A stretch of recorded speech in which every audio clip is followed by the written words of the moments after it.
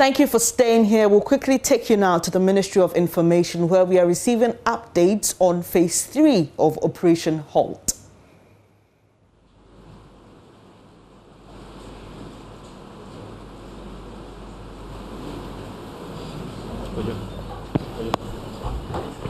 Machines can be too fast in the zone. Surveyors, we cry a movie now, but a movie now, a movie now, but you share. Surveyor, a movie no. I ain't now, surveyors, a movie now, baby. Say a tray. Caterpillar, dear, and Yatam go to her.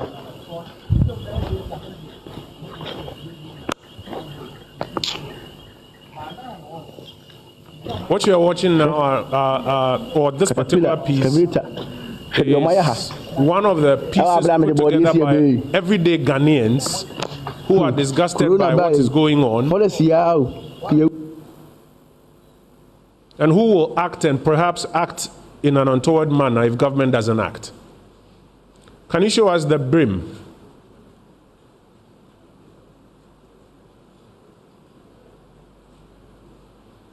Okay. We come from another. If you come from your Careful of the drum. It's like this. Look at our water. You see the problem we have, folks. We come from another. If you come from your country and destroying our water, the water we will drink, can you drink this? So you see, this is the problem. Hello. These guys are well established with machines, plants. They have 2 plants, one supplying water to their site, which is about a kilometer from here. Then, when they wash the gold, they now discharge the water through the second plant into the river. So, one of the pipes is supplying their washing machine, which is about a kilometer from here, and one is discharging water, the wastewater, into the river, polluting the river. So this is the main problem. You see, the guys are operating beyond 100 meters from the river, yet their establishments are causing so much distraction to the river. So the caveat we are operating with, the 100 meters caveat, is not feasible. It's not feasible. If we need to really deal with this issue head on, we have to review that caveat. We have to review it, the 100 meters, and to give us freedom. What you are watching now so that we can is a video from the PR unit of the Ghana Armed Forces, so that we achieve, and it specifically demonstrates, if you can lower the volume please, it specifically demonstrates an instance in which a mine operating outside the red zone, and therefore claiming that we are a legitimate mine, we have the necessary licenses, we are doing legitimate business on that side, has connected pipes and pumps into the water body, draws water for its purposes, and then discharges the wastewater back into the water body. The value is the same. It is as though you were operating a champagne machine on the water body. And you will recall that Honorable Minister for Defense has had occasion to comment on this at our previous briefs. So this is not new. Minister, we're in your hands. We have some other material to play, but I'll come to you when you are done. I'll play one more before I go to the Honorable Lands Minister. Thank you very much, Honorable Minister. Thank you very much, Honorable Minister. And let me say that I'm glad once again to be with you, to update you on the current operation being carried out by the Ghana Armed Forces. Its troops and agencies that took up this mandate or this assignment, the equipment used, the equipment seized, some observations, some recommendations for the way forward, the impact being made by the operations by government to remove all illegal miners and equipment for the water bodies and our forest reserves. But even before I proceed, let me make one or two observations that the members of the Ghana Armed Forces or even government officials don't take pleasure or we don't enjoy seeing equipment being destroyed. I made that comment last week, and I want to reiterate it, that members of the Ghana Armed Forces don't enjoy seeing equipment being destroyed. But when you visit the Offin and East Enclave, Offin River and East Enclave, and you notice that a woman who is 5 meters from the river or 20 meters from the river, whose house, or a man whose house is 20 meters from the river, needs to buy water before he can wash his things, then you understand the difficulty that we are facing. He has a river by him, but even to get water to wash his things, he has to buy water to be able to wash his things. After drinking water, he's lost the ability to drink from the river that our forefathers have enjoyed thousands of years, a year, 2 or 3, or even 10 years ago. But today, these people who are living by the water need to buy water even to wash their things. And the mistake of even their animals drinking this water is a danger to them, because the animals cannot even drink this water any longer. If the government and the people, especially the people, do not take proactive steps to protect themselves, the entire southern belt of Ghana will lose all its rivers in the next 3 to 4 years.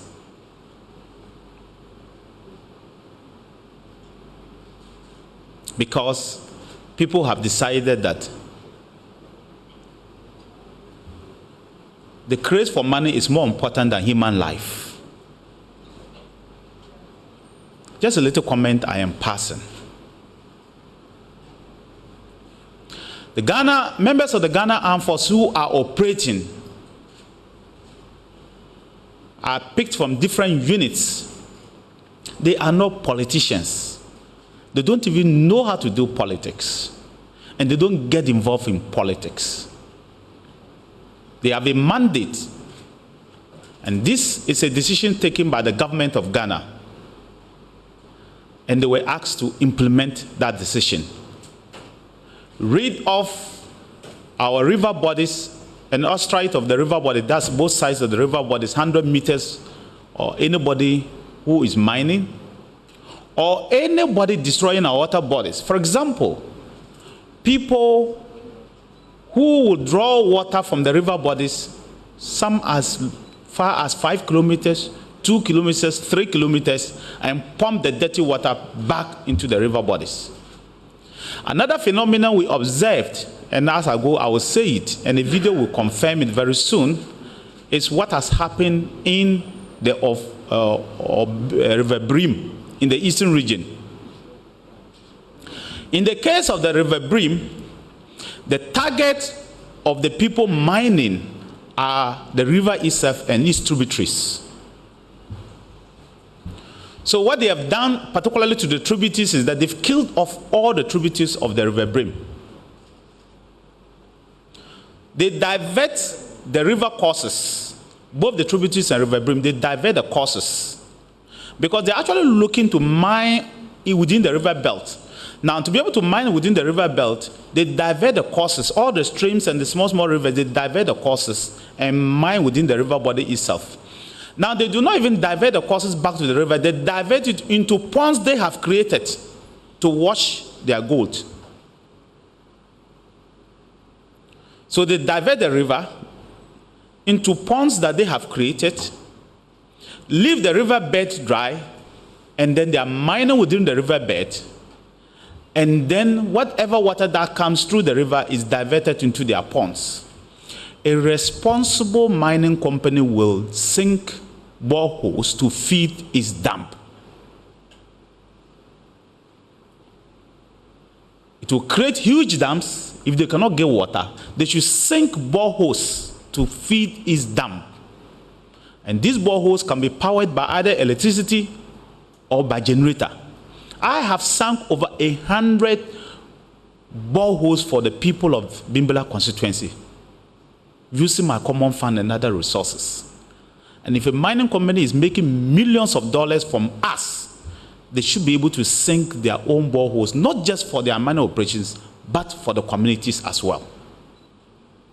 But when you divert rivers that our forefathers have bequeathed to us, God has created for us, and today the communities around the Brim River who depend on this water for survival have to buy water to survive.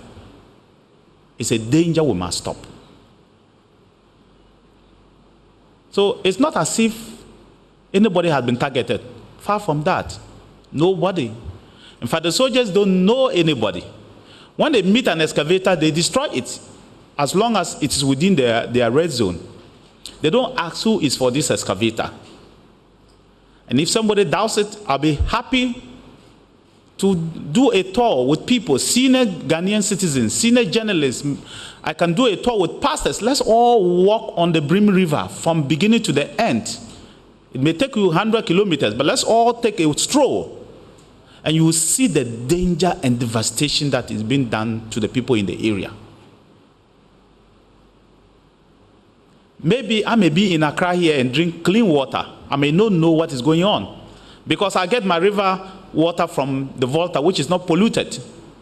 Can you imagine somebody who's living at Dompim, somebody who's living at Okropong in Eastern Region, or Pamin in Eastern Region, by the river, but cannot get water to drink because he has to go and buy water? Meanwhile, Ghana Water Company cannot treat this water any longer because their machines are being spoiled. This fight is for all of us. Let's join hands and ensure that we succeed in this fight. Because even in the first fight, when we asked Vanguard to go and work, they wanted the soldiers out. So every allegation people could push on them, they did, so that we could pull out the soldiers. And you saw what happened when the soldiers were pulled out. It's the same thing that is going on now. Do massive PR for the government to pull out the soldiers. But unfortunately, this will not happen this time. The soldiers are cleaning the astrites of the rivers, and they will continue to monitor with the other security agencies to ensure that we have clean rivers. I lived in a town called Montreal in the United States for 1 month. If you cut a tree, just a single tree in Montreal, or even Canada, where some of these companies are coming from, or China, where some of these companies are coming from, or India, where some of these companies are coming from, you will see a video where some Indian man is being confronted by the Ghanaians. Kibi Goldfields there, where he spoiled the river, diverted the river. You cut a single tree, you will go to jail for a long time.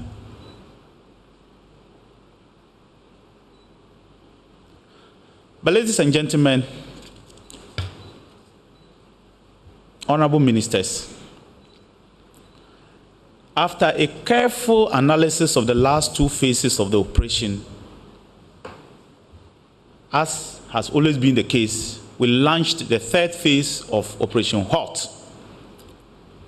This time, it was on River Pra and East Astraits, River Ofin, River Oda, as well as River Brim in the eastern region. River Pra, central region, parts of it in Ashanti. River Ofin, parts of it in central in Ashanti. And River Oda, part of it in central and eastern in Ashanti. So these areas, the armed forces moved on the Astrites as well as the main rivers to rid illegal mining of these places. The operation started on the 14th to the 17th of May 2021. And like I said, and I keep saying, the operations will continue. There will be a 4th phase, there will be a 5th phase, there will be a 6th phase. We are not stopping. 3 days ago, the armed forces decided to count the number of machines that were leaving the Brim area, what we call the Atiwa Forest. In a day, they counted 700. I beg of you, a journalist, take a ride on the Kumasi-Accra highway and see the number of excavators that have been parked by the roadside now. Or take a roll and stand by the road and count the number of excavators that are being moved out of the forest, and you would know the impact that this operation is making. or go to Palmim area, go to Ekropon area, go to Kwabin area, see the number of excavators people have packed. A contractor was joking with me, ladies and gentlemen, Honorable Minister, that in Upper East, Upper West, even Northern region, to get one excavator to do road works is very difficult. And it's true. And in a day, we are pulling out over 700 excavators from forest reserves. Why? Meanwhile, some of these contractors are renting one excavator a day between 6,000 and 7,000. How are they paying? So it is not the ordinary man, the ordinary Ghanaian like you and me who are operating there. These are rich, very influential people who are sitting in Accra and other areas, some in London, who are operating. How many of us have 7,000 to operate in a day, to operate 7 to 10 excavators? So if you are operating 10 excavators, it means in a day you are paying 70,000 if they are not for you. You can imagine the type of people. So it's not ordinary Ghanaian. And they have gangs who are armed.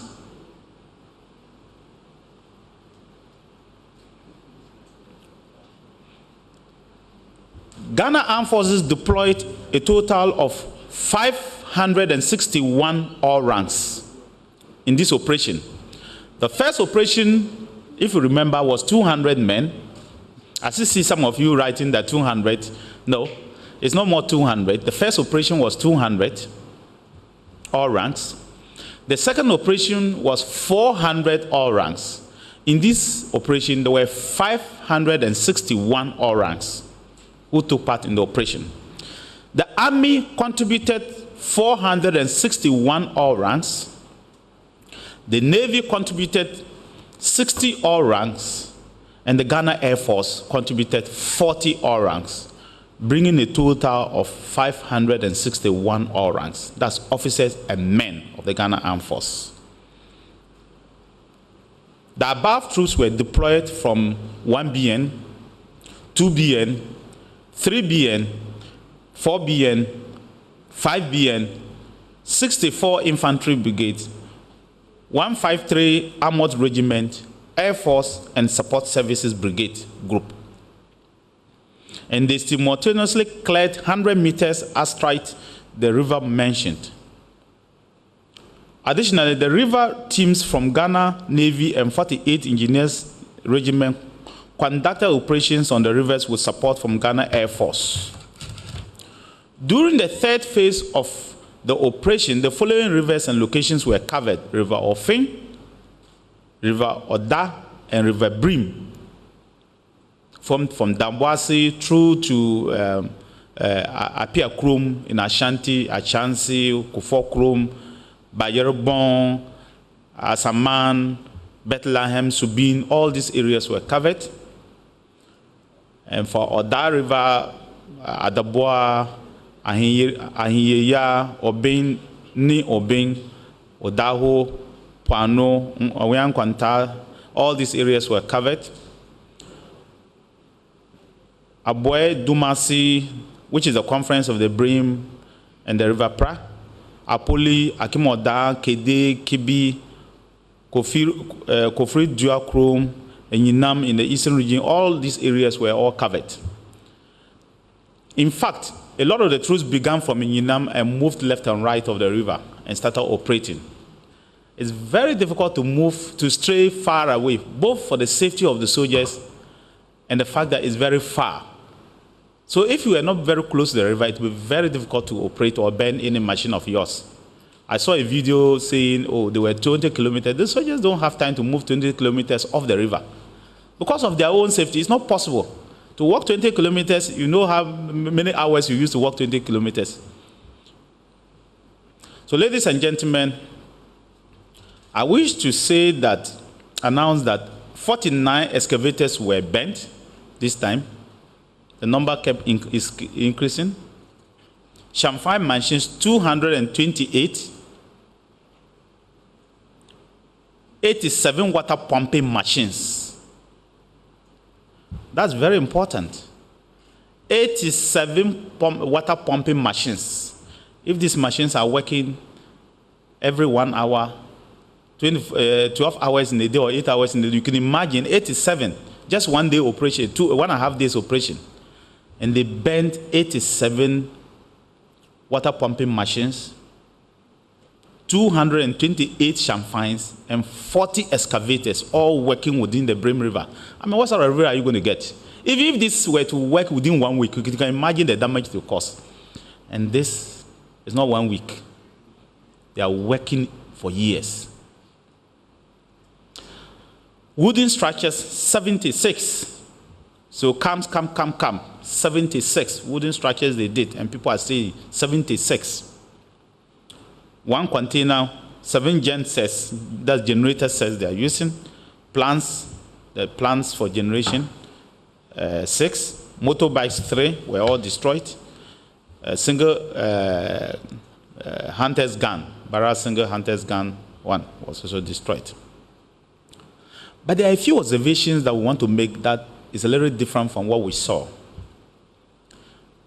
What we observed during the operation is that there are many chamfines on the and of course the ostrite of river bodies in Central and Ashanti more than the eastern region. So in Central and Ashanti, they use more chamfines within the water bodies. They don't divert a lot. They don't divert the river courses. They sit on the river and they pollute the river mostly. So you may still find the river course where the Navy can go, the engineers can use their boats. In the eastern region, it's different. The Navy and they couldn't even find the river to put their boats on. They have cleared off the river. The river itself is the target.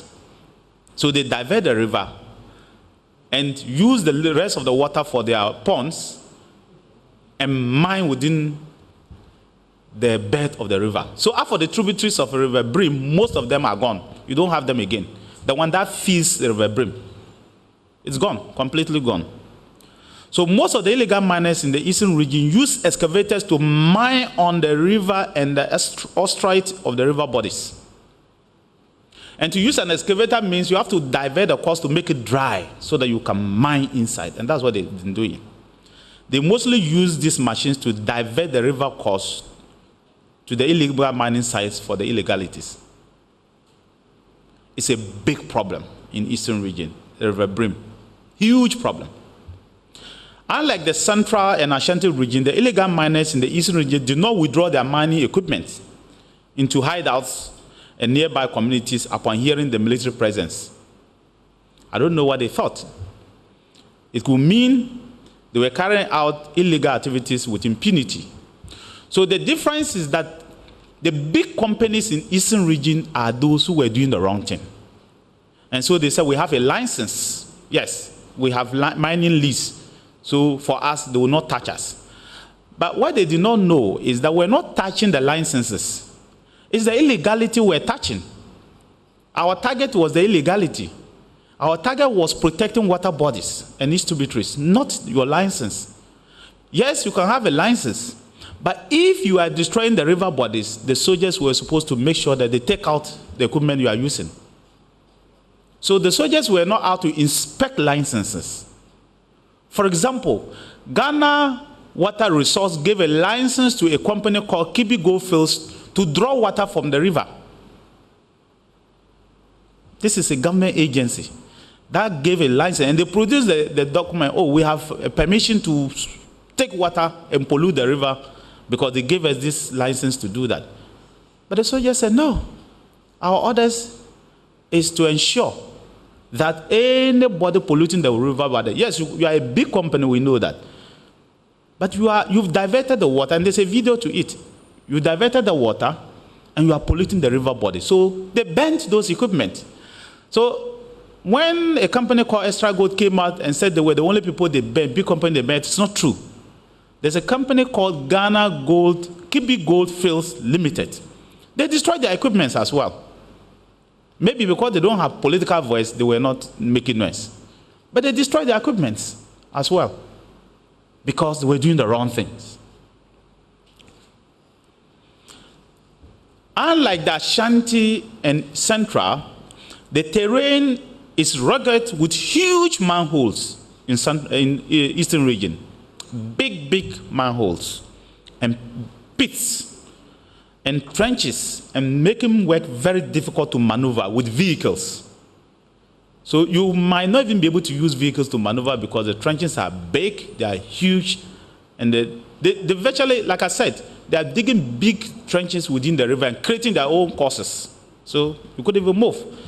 Area and food reconnaissance revealed that there is serious destruction in the forest and non-forest areas in the Galamsey infested communities, leaving little or no land for other farming activities. So if you watch this particular thing, you will realize this is a town. So that particular town, where would they farm? This particular community. Just look at this town. This big town by the river. They cannot even go out. Because if you joke, you don't know how deep this thing is, you will fall and die. You cannot even go out of your town, not to talk of going to farm. Just look at it.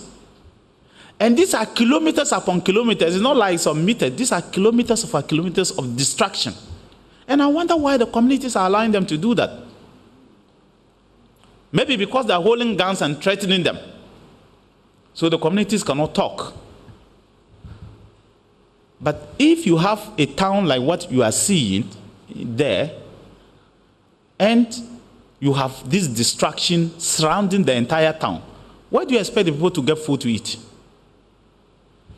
Ladies and gentlemen, we've also observed that some of the illegal miners have decided to resort to mining in the night. We now know and will go after you. So they go midnight and go and do champagne activities and run back during the day. And we know that they do that from 9 to 4. That's how brave they are. We know, and we know the towns that you are doing. So we'll come after you. Don't try it. And in the night, for the safety of the soldiers, I cannot guarantee your own safety. No soldier will go out in the night without trying to protect himself. So if you go out there to mine, I cannot guarantee you your own safety when the soldiers are going to apprehend you. So I will advise you, don't go out. It's not worth it. That person who is sending you should go and do the mining. You should ask him to send his children with you first. He should go with his children. You want to go and do the mining with his own kids, so don't go. I would advise you. Of course, I already mentioned that in the wrong things. And I would advise that the law is very clear. If this is a mining concession, whether it's small mine or big mine, they're expected to cover this piece by law and plant trees. That's what the law says. And I believe very soon the minister will take action on such a thing. Would identify all the concessions belonging to the small mining companies and the big ones and force them to cover this piece and plant the trees. But the impact of the mining or this operation has been huge, as I've already stated. We've seen a lot of the excavators being withdrawn, and we hope that they will stop this operation. But the operation will continue anyway.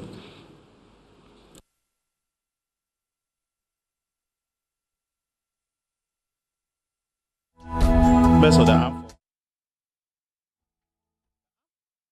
to conduct this operation on and Ostrite Rivers, Pra, Ofin, Oda, and Brim to flush out illegal miners. Like I said, the operation spanned 4 days, this time from Friday to Monday. One Chinese was arrested, and he's in the custody of the armed forces and the police. And that video that you saw, you did it. We still want to continue to thank the Minister for Lands and his team for engaging the traditional elders. We think that it will work if they continue to engage them, and so we ask them to continue to engage. We are also asking the appropriate ministries, National Security, Information, Sanitation, and all others, local government in particular, to continue to engage these traditional authorities to assist the government and the armed forces in making sure that this comes to a halt. But we want to plead that the Minerals Commission should take advantage of the ongoing military operation against illegal mining and identify mining companies that use inappropriate and act as appropriate, as we suggested. We believe and we say that we will sustain the gains by ensuring that there will be presence of the armed forces on the rivers that they have cleared, and we will resource the armed forces to ensure that they continue to do that. There have been suggestions that we should review the law. The law currently is 100 meters.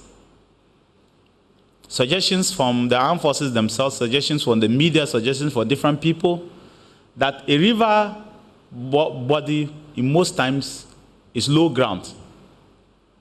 So when it rains and you mine 1 kilometer of all the debris enter into the river.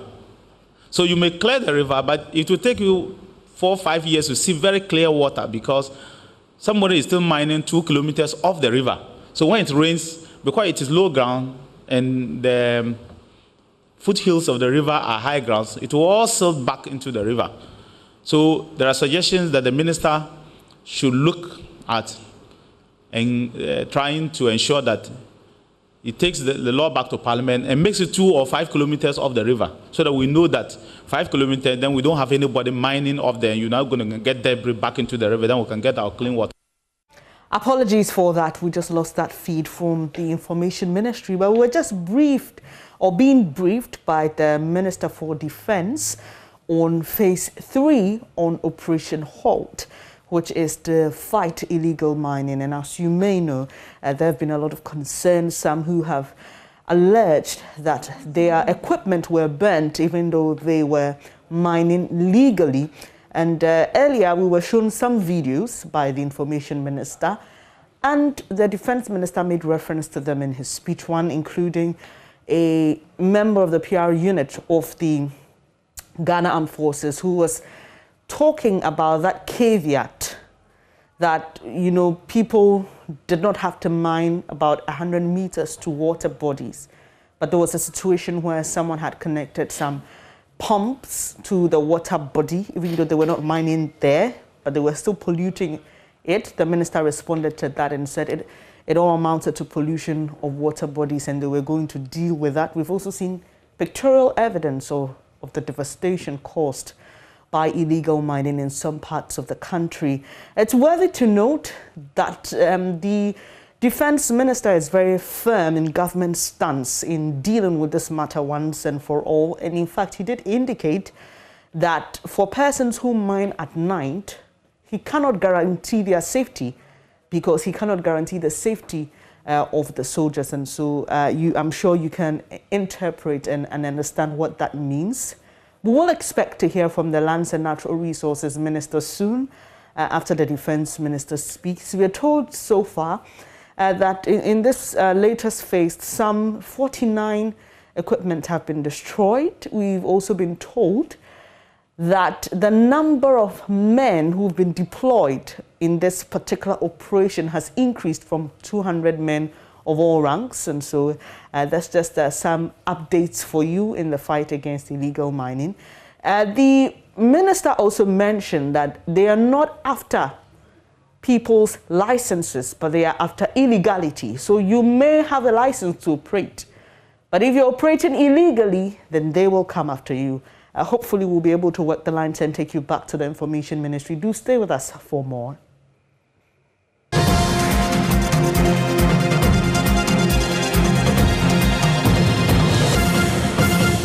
But we'll quickly now take you back to the Information Ministry, where we have an update on Operation Halt. And currently speaking is the Lands and Natural Resources Minister, Samuel Abujinapo. I think 2 or so days ago, I met the association, the leadership of Small Scale Miners Association in the ministry, and we engaged in extensive discussions. The plan is to meet them once a month. So I want to make it very clear that President Akufo-Addo and his government are not against small-scale mining. What we are vehemently against is the destruction of the environment reserves. We are fiercely determined to protect them, and we have to do that for the sake of the future of this country. We are going to sustain this effort. There's no two ways about it. The Minister of Defense has explained the issue of the meters within which you can mine is a matter that we have put together a small team at the ministry, which team is looking at it carefully. Because my understanding is that in the past, you couldn't mine within 2 kilometers or so, which also had its own issues. And then they reviewed it and made it 100 meters. So I want us to take informed position on it, which is why I've put together a team of experts to advise us appropriately. And whatever step we have to take, we have to do that. But it's important that we emphasize that you can be mining 100 kilometers away. If you are destroying the water bodies, you are still flouting the law. And therefore, what the military are doing is very lawful. Let me conclude by making the point that there's been some discussion in the media about the renewal of licenses and the grant of leases to mining companies. First of all, the law vests the authority to renew or extend or grant mining rights in the Minister for Lands and Natural Resources. Since I became minister, I have not granted a single mining license or lease. I haven't done so. And I'm not aware that a mining license or lease have been granted or extended by any outfits under the ministry. Certainly not at the level of the minister or the ministry. There are processes of application, I'm told, and when the applications are made in the interim, the Minerals Commission is supposed to have the mandate under Section 14 of Act 703 to give temporary permits or so. It's a matter that we are looking into at the level of the ministry, but I want to assure the Ghanaian people that we have not granted any mining license or lease. We've not extended any mining license or lease. It's not as if it would be wrong to do so, but if we have to do so, it's a discretion we have to exercise responsibly, and we haven't done that. The honorable ministers, members of the press, it's absolutely important that we all appreciate that no law enforcement regime will work if it doesn't occupy the moral high ground. That one is as simple as it. The soldiers will tell you, if the military people begin to discriminate, they will be chased out. Their authority is not so much their guns. The authority is their moral authority, that these are fair, just people who are enforcing the law. And so I want to reiterate the fact that when we said we are waging this crusade dispassionately and honestly, we meant so. And when the president said this will have no regard for political correlation, status in society, it will not be discriminatory, the president meant it. And we as his ministers are required, are duty bound to follow the instructions of the president. And everybody should be rest assured that the law should be enforced and enforced without fear or favor and without any discrimination. Thank you very much.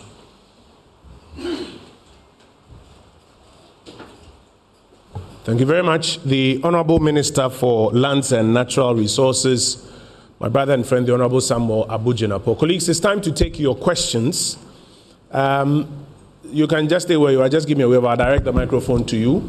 You can ask your question, and then I would invite our colleagues to respond to them. Just to be clear, there's a red zone. Water bodies 100 meters away from the water bodies are out of bounds. The policy has been set clearly under the direction of the President by the Ministry for Lands and Natural Resources. The Ghana Armed Forces under the Ministry of Defense is moved into enforcement mode. We are providing you with a regular update so that you can get access to your questions, so that also when people come to you with alternative facts, you have the full detail and you can examine accordingly. Ghanaian Times, so 1, 2, 3, 4, 5. Let's take this first 6. And then we'll come for a second batch. 1, 2, 3, 4, 5, 6. Where's the microphone, please? Yes, sir. Let's start with you. Yeah, thank you, Honorable Minister. I'm John Awuni, Kesben. The presentation has actually revealed some heart-wrenching scenarios regarding the destruction of the water bodies. I want to ask, companies that had genuine license doing the wrong thing, is there a way government will sanction them or take actions against their destruction of the water bodies, or it's going to be like their machines has been bent and that is the end of it? Are there sanctions waiting for those companies? Thank you. Thank you. Yes, sir. Yeah, good afternoon, Honorable Minister. My name is Nanapoku from Daily Searchlight. Those who are flouting the laws, I don't know what the laws say about by the Media Commission, I don't know, but can't they terminate their contract or revoke their contracts if indeed they are, as it were, breaking the laws concerning responsible mining? My second question, Honorable Minister, can't we name and shame those who engage in these illegal activities? Because lots of people, we are trying to cover up. Like the scientist said, we know some of these people, yet we just close our eyes over them, and then overnight they are doing these things, and then they find their wealth in society, and they get all the big names. Can't we name and shame them? Thirdly, if we, for instance, if people engage in narcotic activities, we imprison them when we catch them, and then we confiscate their properties and their wealth. Can this tend to be extended to these people? Because this is a nation-working activity, and I think that people must suffer dearly so that it will serve as a deterrent for others in that edition. Thank you very much. Ghanaian Times. Thank you very much. Honorable Minister, I would want to find out. Please try not to hold the microphone. That's why we're bringing it to you. Yes, go ahead. The Honorable Minister of Defense spoke about PR.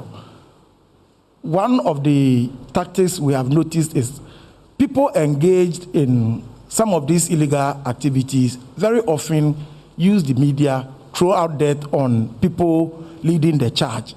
And then sometimes you don't get any response from the people. Once that battle comes in, the morale of the people goes down. So I would want to find out what mechanisms are they putting in place to ensure that such PR activities are managed very well. And then secondly, very often you hear people in government are behind some of these activities, and yet persons mentioned do not come out to deny some of these allegations.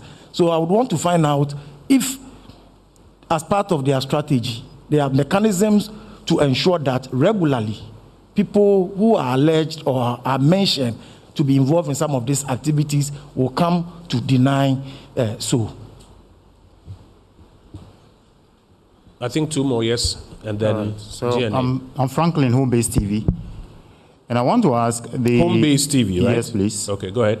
The Honorable Defense Minister alluded to the fact that a Chinese has been arrested. Yeah. Preceding that, two were arrested in the first operations, and I want to ask, how far has what's the status of prosecution? Yes, how far has investigations and prosecutions gone?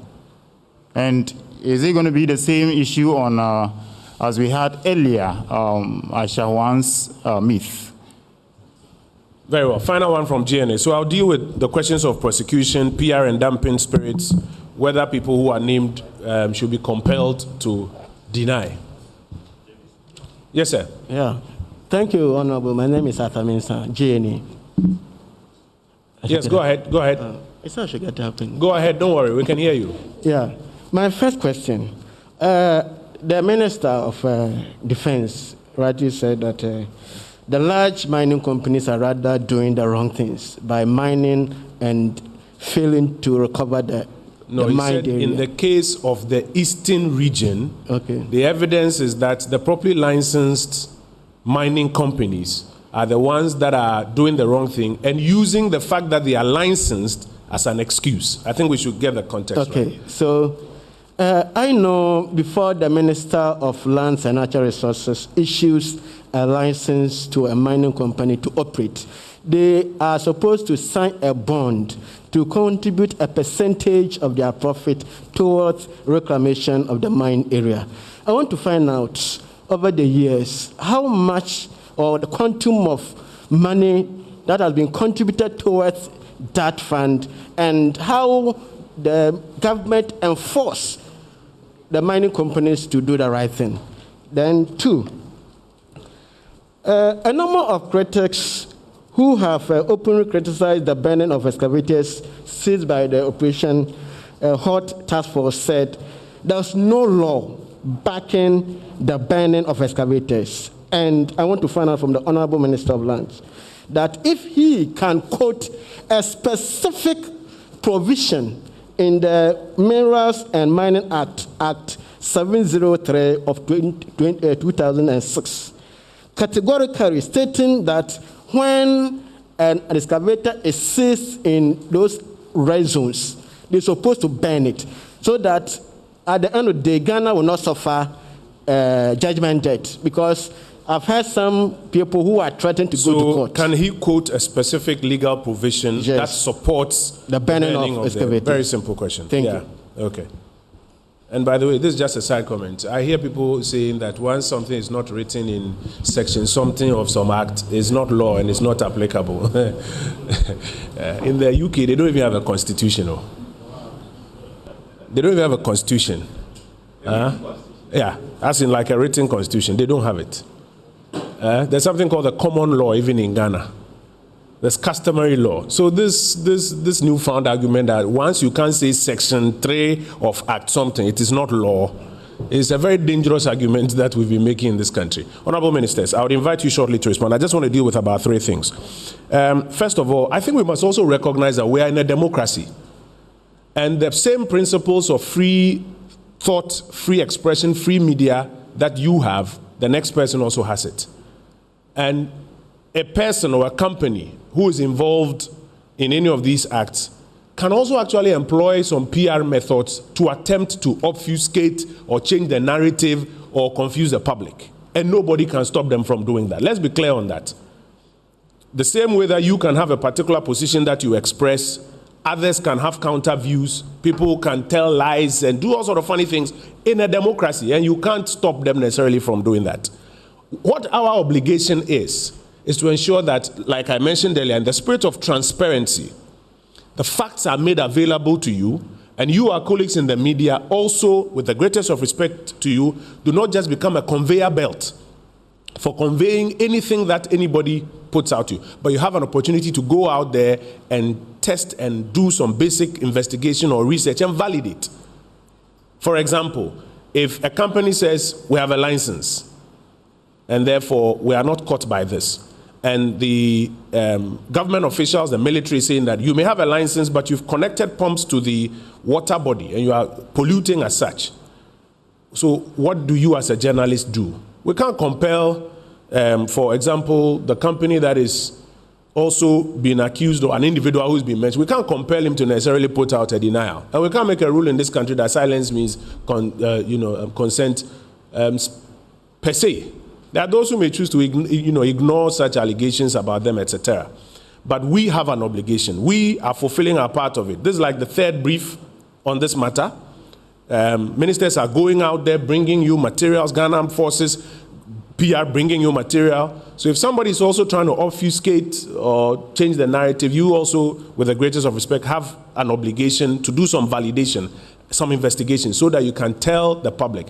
It's not about, I think that, my opinion is that, I feel that. No, do that investigation and let the public know what you are discovering between, for example, what those who've been accused are saying and what the officials who are doing it are also saying about it.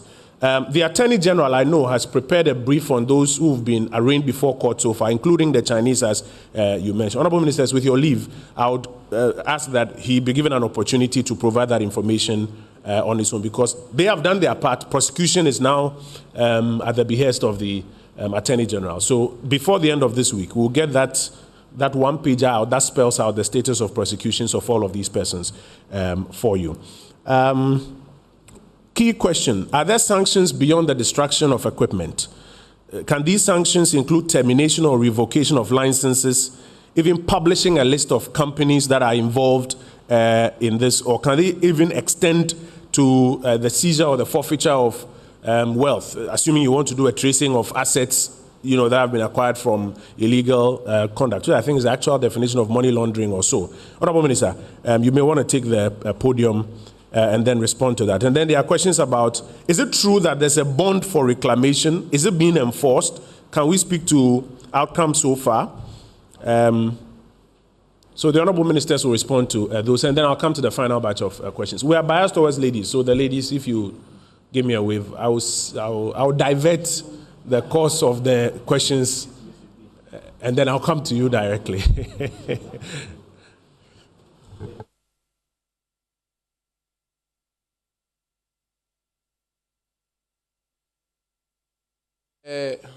First of all, the small-scale mining industry, you don't post a bond. The bond is posted by large-scale mining. The law simply says that when you excavate within a month, you have to reclaim, which is that you have to fill the pit. You don't have to leave it the way it is. Yeah, this is footage which was actually shot as recently as yesterday. You have to cover the pit. You have to revegetate. In other words, you have to plant. But what I really want to say is that media people, Ghanaian people, we are looking at all these matters. We've been at this thing for just about a month or so.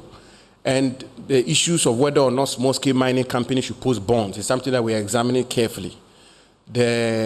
How we even, as the minister said, how we trace wealth, how we sanction the sanction regime. And the laws are, if you want, largely sufficient in terms of the enforcement regime. But this is a very complex industry. And my senior fellow who talked about you can check chassis number and follow. When people engage in this, they don't use their names. They have all kinds of layers of companies upon companies. So there are genuine complications. But like the minister said, that the Attorney General, the Ghana Police Service, and the Ministry of Interior are having to look at how within the circumstances and the difficulties we have to ensure that the enforcement is far-reaching enough. The part of reform, the Minerals Commission, and I keep making the point, and since I became Minister for Lands and Nature, I cannot for the rest of my life imagine the licensing regime for small-scale mining, where anybody who wants to be involved in small-scale mining, whether he's from Boko or from Hamle or from Obuasi, has to find his way, to find his application to get on the decks of the minister, one minister. Quite clearly, that will not work. And where the permitting regime is not flexible enough or is not reasonable, the tendency for people to engage in illegality becomes high. So we're looking at all of that. And in a matter of weeks, we will be in a position to go before the cabinet with a set of proposals for amendments, for reforms, and so on and so forth. So all of those are matters that we are looking at carefully. Is there any other question I missed? No, I think they were all within. Okay, thank you. Second batch of questions. Yes, sir. Minister, you want to make a comment? Very well. I see Bloomberg. Is that despite media? Okay. Then I see Omni. Multimedia, put your questions together. I just want to make a comment. I want the people of Ghana, all of you, to watch this video carefully. It was shot yesterday. Because of the propaganda of 2 days ago and yesterday, I instructed the armed forces to go on the Ekropon area on River Brim and shoot this video for the people of Ghana to see where the armed forces have gone wrong. Just watch this video. That's the Brim River as you navigate the Brim River going. Just watch it carefully. You will see the river as you move. So this is what they have left. And this is what some of them call ponds. Watch carefully. If you are a big company or a small company and you do this and leave and you don't reclaim, what are you doing to the people who are just by you? You can see a town. As you move, you see a huge Tekropon town by it. You see a town by it. Watch. That's the river. That's the river line you see like that. That's what they've done to this river. Watch very well as you stream. So the people of Ghana should watch this river line very well. That's the danger we are faced with. That's the problem we are faced with. And these are the areas the armed forces have to move, because you can clearly see that they've cleared more than a kilometer of the river line. And these soldiers are supposed to move 100 meters in these ponds to go and catch people. You can see the river line. So it goes like that, and that's what they've done. So you watch it very carefully. I just wanted the people of Ghana to take their time. Because of the propaganda of yesterday, all these things going around, I said, go to the river line and shoot along the river. So they took along the river line, and they are shooting around the river line as they go. That's the river line you see. You can see the river line very well. See what people have done to the river line. The number of years this river would take to be able to reclaim itself. Just watch. That is what we are fighting. And it surprises you to know that a lot of these companies at the end may not even declare and pay any huge taxes to the government. I would rather leave my minerals in the land than do this to our people. Kojo, thank you. Minister, thank you. Let's start with Despite, then we'll go to Bloomberg. Okay, I have a couple here, but I had already notified Omni Media and then Multimedia at the back. Yes, Despite. Right, thank you. Me friend Daniel Dudako, Peace FM. Me pesa me busa say ebetimi aba say ye per solution to the problem. Ebetimi aba say enka for the next 2 years there should be no mining. Because see ebehu ebahye mmra no foforo ma ebia 200 kilometers say ebia emma mobi combine maybe our license na so be wie kire na asako gunso no asa politician no so the next 2 years no na nke the CC bibia na nke nsu ni ate say the be yankan ho beto ebetimi aba sa na let us hear Bloomberg echo. Thank you, Honorable. My name is Echo from Bloomberg. Quick questions. Where are our drones? And if we really did have drones, did we need some institutions such as the national security to help us? So that if we had drones and the national security and we still can have such damage to our society, is it fair to say they have failed us? And regarding the minister said something that they are withdrawing their equipment from the sites and encourage us to count them. Why do we allow them to take them away? Couldn't we put them to good use? He also said that there are some districts that need excavators to help fix a few roads here and there and what have you. Can't these be seized and put into proper use? Some could be auctioned or recycled to use other things that could even help the reclamation, among others. What are we doing in that regard? And your final question, or there were two questions. Okay, Omni Media, yeah. Could you, oh no, there's a lady here. We are biased towards ladies. Yes, madam. Could you come to you? Okay, my name is Nancy Fukania from TV3. I'd like to know, looking at the videos, I'd like to know if we're still going to allow mining companies to still mine in these same areas, even if we start doing reclamation of the areas. Are we shifting the focus to other areas, or we're still going to allow them to continue their work in these areas? Very well, very well. Yes, could you know, I'll come to you. Judgment from City News. We have done some work regarding the contribution of the community mining concept to what we are seeing now. Remember, in 2020, the Minerals Commission and government gave permission to some groups, indigents of some mining areas, to form community mining.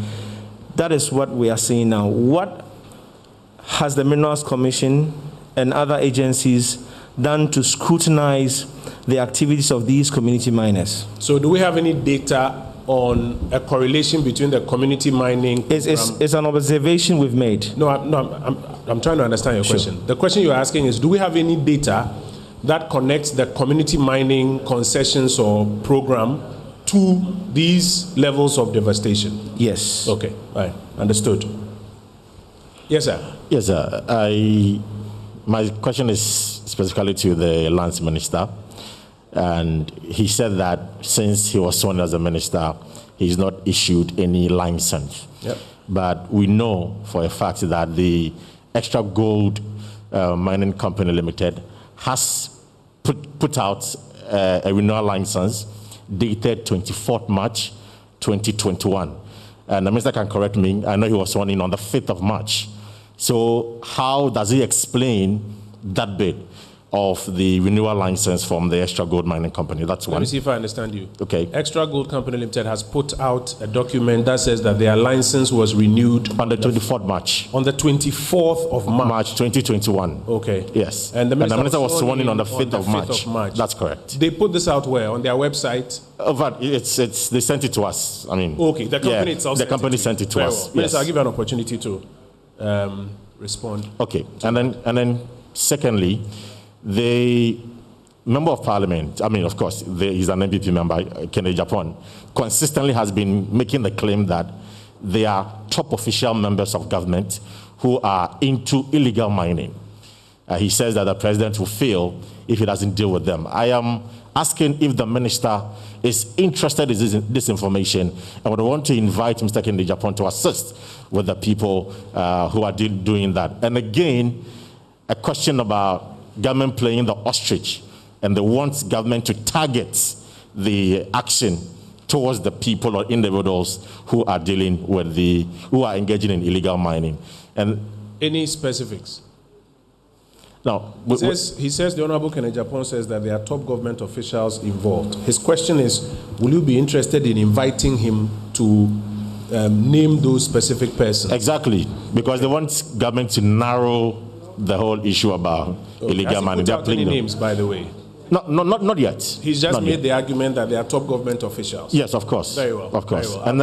And then finally, Yao Graham of Third World Network, yesterday on our show, said that this approach by government, sending troops to the field, is not sustainable. Okay. And we are wasting resources. And then again, legal small-scale miners are treated unfairly. How does the minister respond to him on that? Thank you. Okay.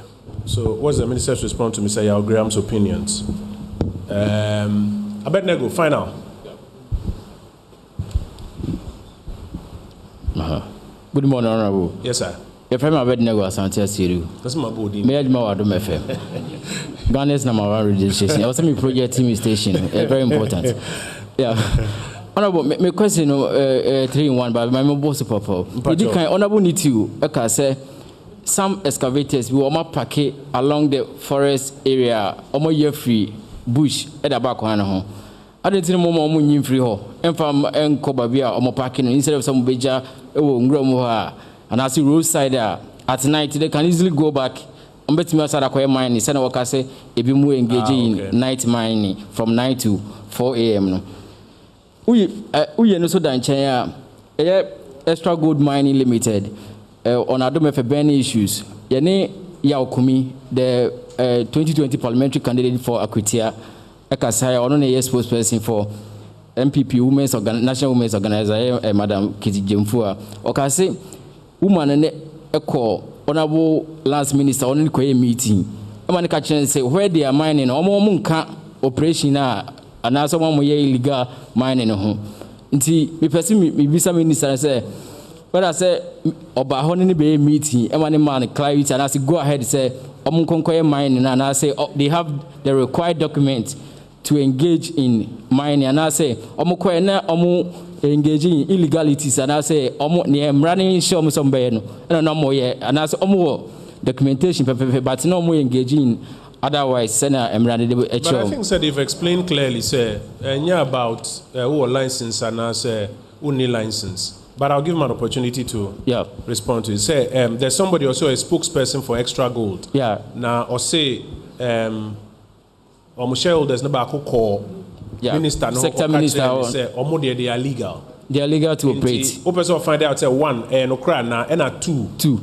Is it because omo find out say omo ye bibia enye legal and I say omo need license and also need license cry and lastly omo shareholder na MPP National Women's Organizer per investigation no creating a company no and our company bia omo ye illegal mining or babem ko distractions na me. Okay, all right,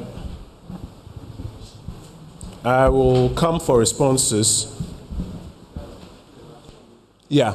So there's a question about whether or not we are considering, it's in chief from Despite, whether or not we are considering a total ban on mining, just so that we can clean up at this stage and move forward. I'll tie that to Nancy's question about, so do we intend to allow people to people who even have licenses to mine in some of these areas when things are cleaned up. I think that'll be one issue. Bloomberg has a question called, did the drone program fail? For which reason we did not catch these things in good time, and it's had to go to this extent. I think it's a fair question. But I think you misunderstood withdrawing of equipment or seizures. I think the point that was made was that since the operation started, you notice that there are a lot of excavators that are finding their ways to excavator parks, and the suspicion is that these were excavators being used in places, and the operators know they will be affected by it. That's why they've moved them to those places. It's different from what else can you do with excavators that you find in water bodies, etc. And I think that one, clearly, it's been announced that the instruction to the military is to remove all logistics, and they have their own way of defining what removal entails and how they go about that removal. So, Honorable Minister, if you may want to join me, Minister for Lands, please join us. And then do we have any data on a correlation between the community mining program and some of the, can I say, atrocities that we are observing? Then there's a question about no renewals. There's a claim of a March 24th renewal and how we reconcile that with your earlier position. Are you interested in engaging Mr. Kennedy Japan to name the so-called top government officials who may be involved? And do you have a view on Mr. Yao Graham's opinions? Do you have a view on his opinions? We're in your hands, sir. Okay. Thank you, Honorable Minister. First of all, let me say that community mining certainly will not result in this.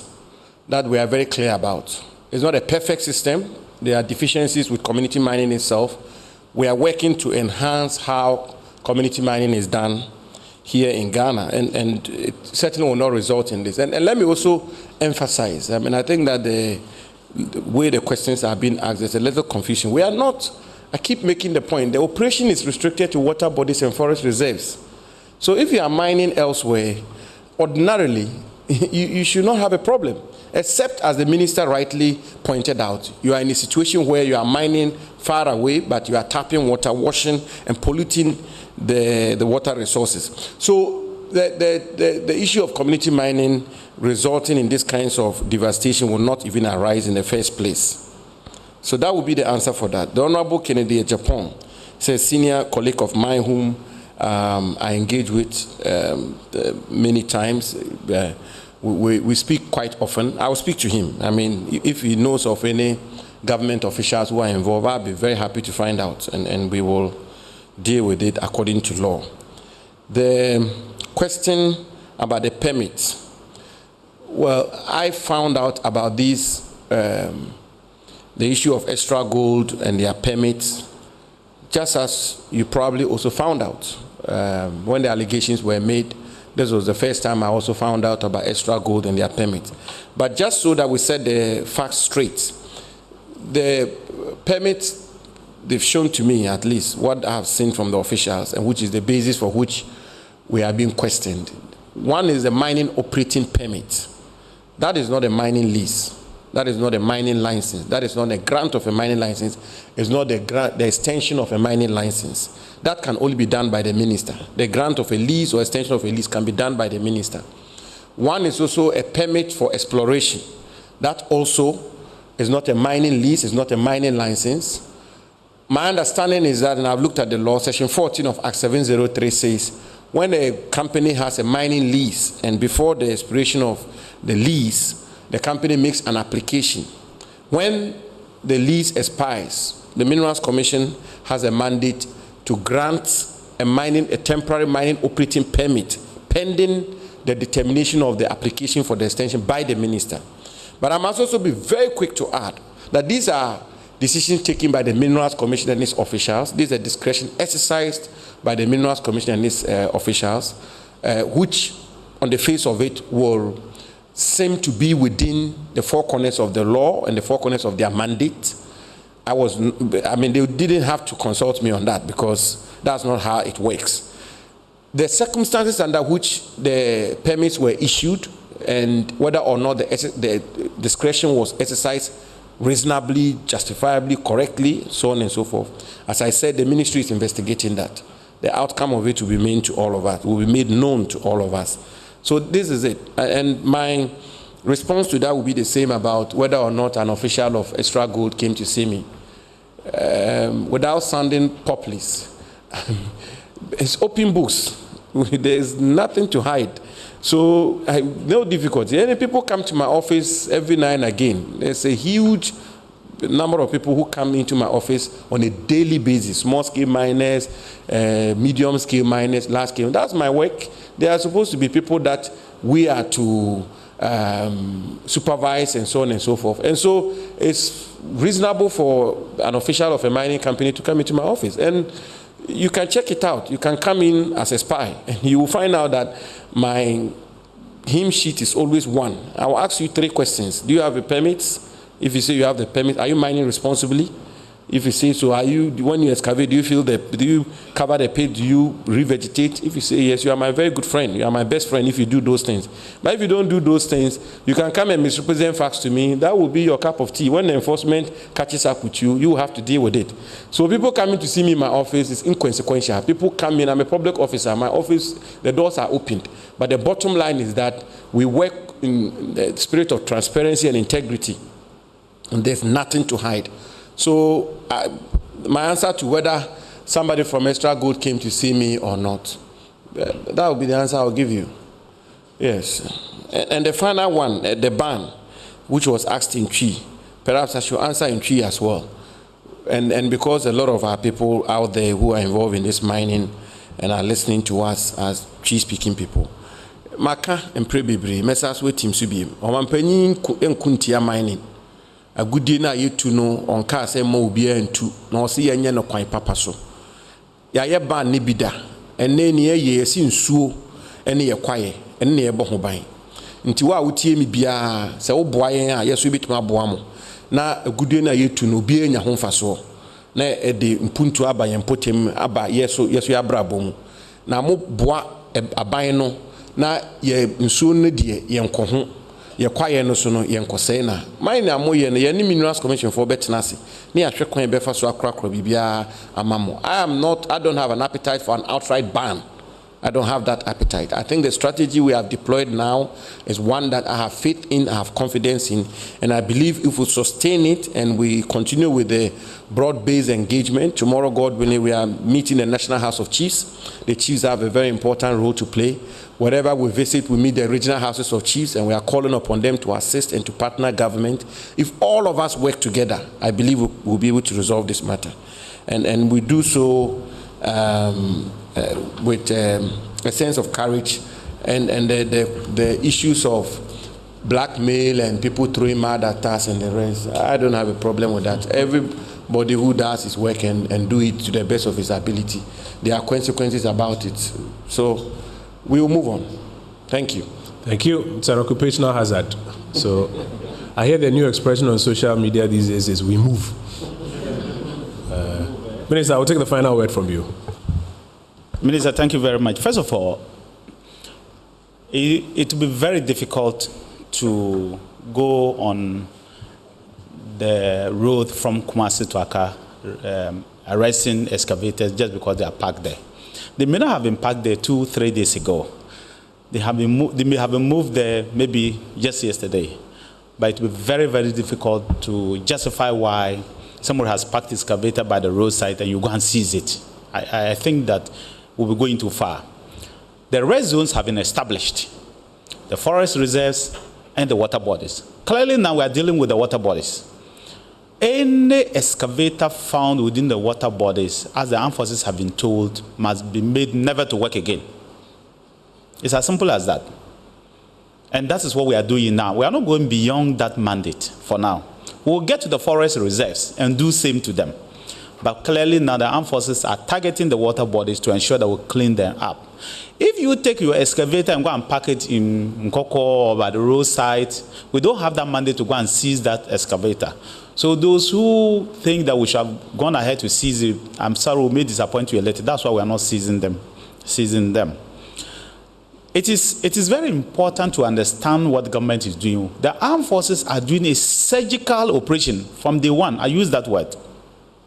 That the armed forces have been sent to do a surgical operation. They are not there forever, and they will not be there forever. In fact, the longest they have stayed there is 4 days, which is the 564 troops that were sent in the last operation. Every other operation has been 3 days, and then they move out. So they are doing a surgical operation and making sure that they move hundreds of kilometers or tens of kilometers to do what they need to do. So it is important that they go there and do what they are doing. For I would disagree with anybody who says that, oh, it's not a sustainable thing. Of course, we know it's not sustainable. That's why we're not keeping them forever. It's not even wise to keep soldiers in the bush forever. It's not a wise thing. That's how come the Operation Vanguard, we have to pull the soldiers out. You don't want the soldiers to become civilians. So you won't keep them forever. So we agree with that. But we are saying they are doing a surgical operation.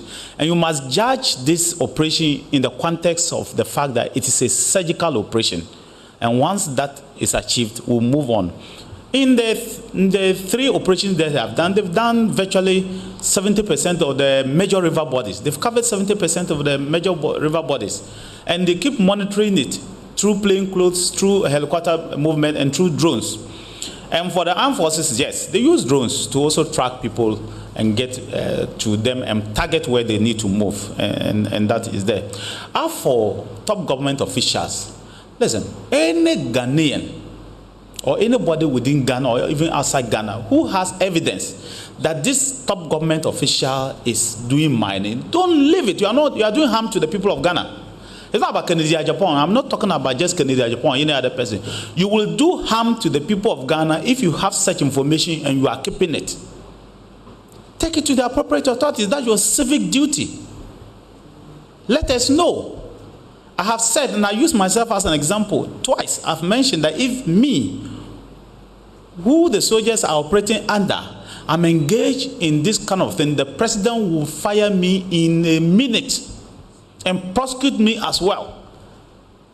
So we are saying that if you are a Ghanaian and you know somebody who is engaged in illegal mining, whether it's a government official or not, let us know, and then we'll deal with it from there.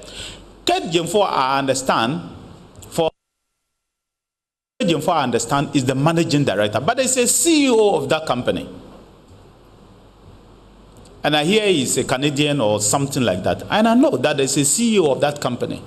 But I guess people want to use her name to talk because she is, let's say, a politician or something. There's a CEO of the company. The chief executive officer, I believe he's the founder. And she is a managing director, maybe a worker for the company. But I'm saying to you that the government, the president did not say that people should not mine. That's not what the president said. As he has always said. You will mine, but you will mine responsibly. No, the president is not taking businesses from people. You will mine, but you'll be mining responsibly. So for the small-scale mining people, they are not being targeted. As Graham says, nobody is targeting them. The law says that if you are a small-scale mining company, you will not post a bond. But the moment you clear a place, you are expected to cover the place, what we call reclamation, and plant a tree. Plant the trees you have cut out. That is their job. So if they are not doing it, all of us should expose them. We should not help them be the victims. We, the people of Ghana, have become the victims of their activities. They should not be the victims. So the media should help the people of Ghana so that the people of Ghana can reclaim their rights. The law is very clear. If you know Nitiwu Mining Company is a small-scale mining company, we will not post a bond. But when we clear the place and mine, we are supposed to cover the place up within a month or two and plant trees. If you know as a journalist that they are not doing that, ask them when they come crying. Can you just imagine this video? Look at it properly. These are some of the big companies that are doing this. Then they'll come on air and say, oh, government is targeting us. Government is burning our equipment. Can you imagine what is being done to a place? The river. Look at the river. So I just wanted to touch these particular places and say that that is not, it's not true. Community mining, as I said, hasn't failed us. if there is corroboration, if there is any evidence, as City FM has said, please, I'll be willing, and the minister will be willing for us to go and have a look and be sure that it's community mine that has caused it. I can say for a fact there's no community mine that has caused this, because I sent my men there, and they have gone, and they know it's not community mining. We have not even done community mining in the Kropon area of Eastern Region. So I don't want the public to say that we are seeing this as community mining. They have not yet. There are 20 sites of the community mining, and the minister can give you the various sites. I don't know whether you have gone to the ministry. There are just 20 areas, and they are increasing them so far. The minister can give you this area, a few in Takwa area, a few in other areas. They're doing community mining. They trained them for 2 weeks at Newmat.